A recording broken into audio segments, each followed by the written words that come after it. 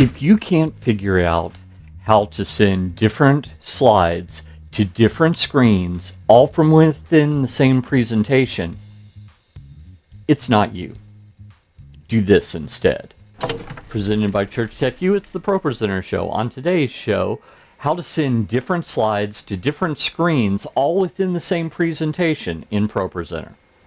Hi, and welcome again to the ProPresenter. This is the show where I teach you all about ProPresenter. My name is Paul Allen Clifford, and before we get started, if you've ever had a situation, let's say, for example, that you have a regular audience screen and you have a teaching TV, and some slides need to go to one, and some slides need to go to the other, and some slides need to go to both, but you don't know how to do it, tell me about it in the comments below. Tell me different ways that you've tried to do it and what problems you've found. So this idea actually came to me while I was in the Bahamas. No, I wasn't there for vacation. I was actually there because there was a church in the Bahamas that had me in to teach their team how to use ProPresenter. So while we were there, I noticed that they had a lot of people using ProPresenter all at the same time. Which you might think, well, yeah, several rooms, one for the teens, one for the kids. No. In addition to those, they had 3 people running ProPresenter during the main church. One for the stage screen, and I know why, but they also had one for the audience screen and a totally different one for the teaching TV. So that got me thinking, is there a way that we could consolidate those two? Maybe not all the time, but at least sometimes where you wouldn't necessarily have to have it always with 2 different people. Let's say someone didn't show up, no big deal, you could just have one person run both. So here's what I came up with. So let's head over to the computer here, and we're on ProPresenter, and let me just show you what's going on here. I think I added, yeah, right here. So I just made a very, very simple presentation here. Obviously, it would not say main screen, teaching TV, and main and teaching TV. It would say whatever it needs to say. Now, you could absolutely have a label that made that clear or whatever, but that I just put those in there just to make it obvious which was which. Now, over here, I've got a 2x1 multi-view. I've got a different tutorial on how to do this. So basically, on the top, I have my regular audience screen, and then on the bottom, I have my teaching TV. So if this works correctly, when I click on this one, it is only on the top. When I click on this one, it is only on the bottom. And when I click on this one, it's on both. So how did I do that? Well, it's actually not all that hard as long as you know some stuff about how ProPresenter works. So first off, all 3 of these slides look identical until you notice in the upper left-hand corner. In the upper left-hand corner, I have 3 different macros, and they're doing the work here.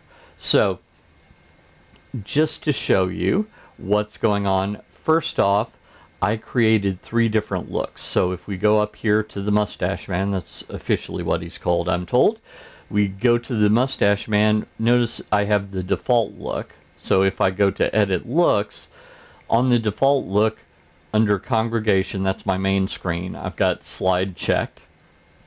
And if I go to the Teaching TV, I also have it checked.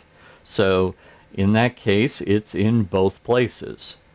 So that was the one that I already had, so I just kind of left that there. Ignore the other screens, they were for something else. This is actually the one that I use for my lower thirds and stuff when we start the tutorials, but don't pay attention to that. And that one is this guy.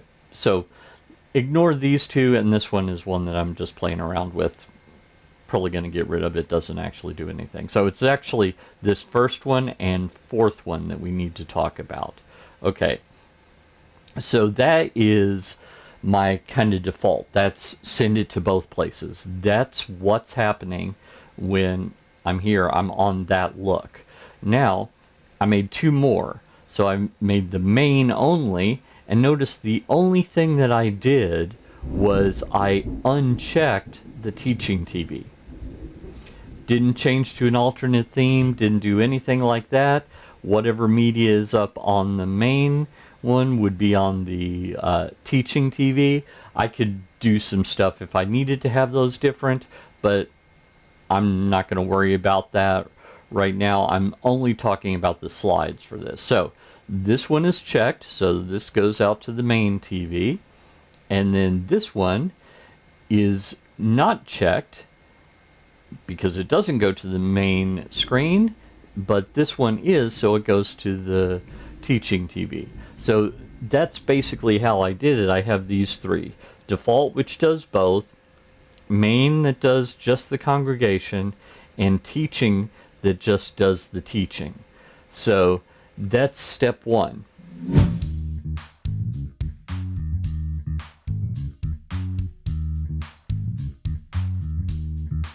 Doesn't have the best internet, but you want to live stream, you could live stream at 720p while it separates it from some of the other competitors. And then, but you might be curious. The next thing is that I need to tell it when to switch between those. Now I could have done that with an action. So if you right click on the slide, you can select add action and then audience look, and you can select the appropriate look. In this case, for the main screen, it would have been the main only audience look, and I could have done that there and that there. But the reason that I put them into macros is because I anticipate you're going to be reusing this a lot. So let's say that during the sermon, pastor will go a couple of slides that go on the big screens, then a couple more slides that go on the teaching TV, then a couple of slides that go on both, and then back to just the teaching TV, and then back to the main screen, etc. So you're probably going to have to go back and forth a lot. And while it's not the biggest deal in the world to right click on every single slide and add the appropriate look change, I would just rather set it up one time and then reuse it. So that's why I chose macros. That's exactly what macros are for. So if we go down here in my new macros collection, I created 3 macros here. So just clicked on the little plus button right here, gave it a name, and then if we right click on this, go down to edit action, you will notice that it is a stage or a look action, and it's set to main only. So basically I changed them to 3 different colors. I changed the names so that it reflected what it did. If I wanted to go the extra distance, I might actually right click, change icon, and I might change the icon to something that helps me know where it goes. So maybe for the main screen, I decide to do screen 1. So that's main. Notice it updated right there. So that's screen number 1. Now I could do the same thing for the teaching TV. Right click, change icon. Let's call that screen 2. And then for both, right click, change icon, and then maybe I want to, let's see here, change it to B for both. Okay, so just 1, just 2, or both, and then that's good to go. Notice that it did update up here, even though I changed it down here. So that's how I did that.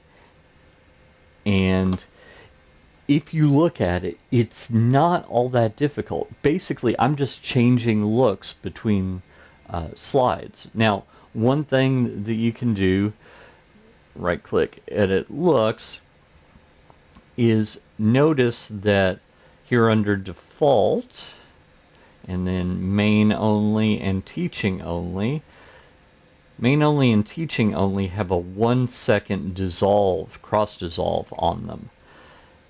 Default does not. So I have the choice of whether I want to, and this is applied as you go into that. So I have the choice as to what transition I want of those two. Either 0 seconds is like a cut and longer is a dissolve. You don't have other options there. Those are your two options, but that could help make it a little smoother if you want it to be, or instantaneous if you want it to be. Just whichever works for you.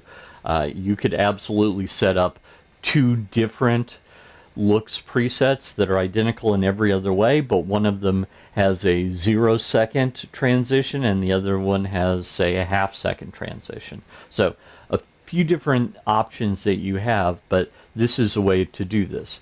Now, for my friends in the Bahamas that they have two different computers, how would you accomplish this? Well, no problem.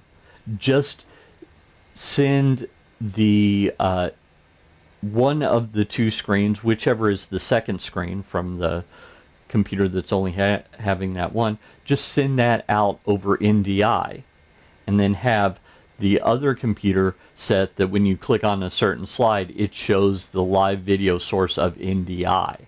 So it would be getting it from the main screen, so you wouldn't even have to change any wiring or anything. So if you were in a situation where sometimes you have two people running ProPresenter and sometimes you have one, that's just a little bonus tip.